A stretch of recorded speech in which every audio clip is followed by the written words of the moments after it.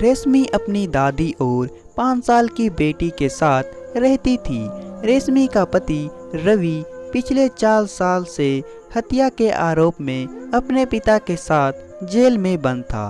पति के चले जाने के बाद रेशमी अकेली हो गई थी। पति के बिना उसका मन ही नहीं लगता था। वह अक्सर अपनी दादी के सामने रोती रहती थी। रेशमी के पति के कुछ दोस्त थे जो कि जेल से उसकी खबर लाकर रेशमी को देते थे।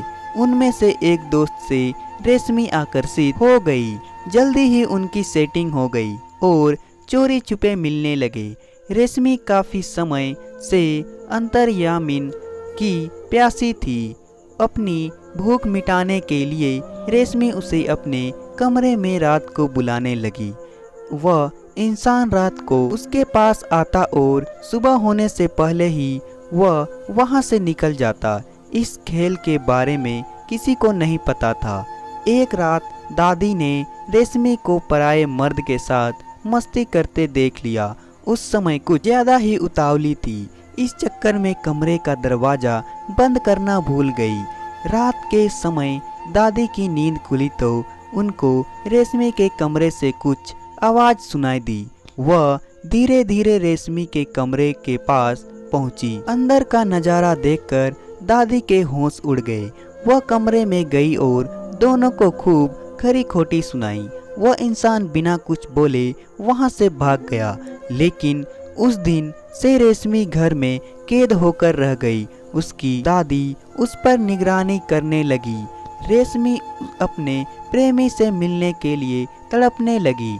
उसने दादी की नज़रों से बचकर निकलने की बहुत कोशिश की पर निकल नहीं पाई।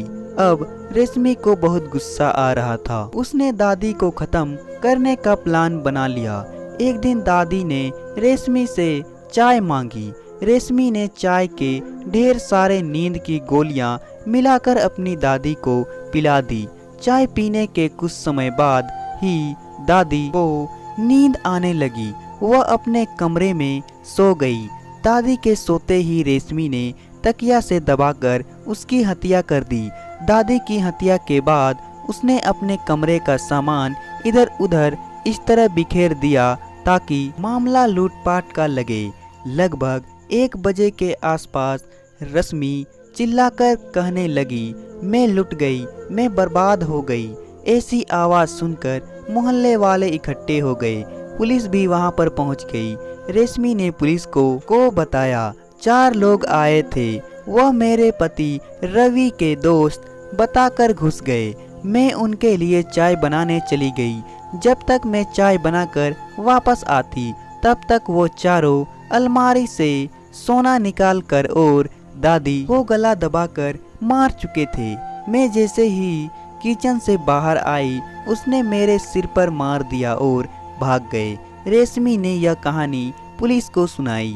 पुलिस ने अंदर तक की जानकारी ली तो वह झूठी निकली, जिसकी वजह से रेशमी शक के घेरे में आ गई।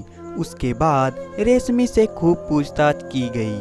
वह हर बार अपना ध्यान बदल रही थी। पुलिस ने कड़ाई से पूछा तब जाकर अपना गुनाह कबूल किया। उसने बताया कि दादी हमें अपने प्रेमी से मिलने नहीं दे रही थी क्योंकि उसका पति 4 साल से जेल में बंद था। वह अपने आप को संतुष्ट के लिए प्रेमी को घर बुलाती थी पर दादी मिलने नहीं देती थी, इसलिए मुझे मजबूरन यह काम करना पड़ा। तो दोस्तों, कहानी पसंद आए तो वीडियो को लाइक करें और साथ ही साथ चैनल को सब्सक्राइब भी कर दे।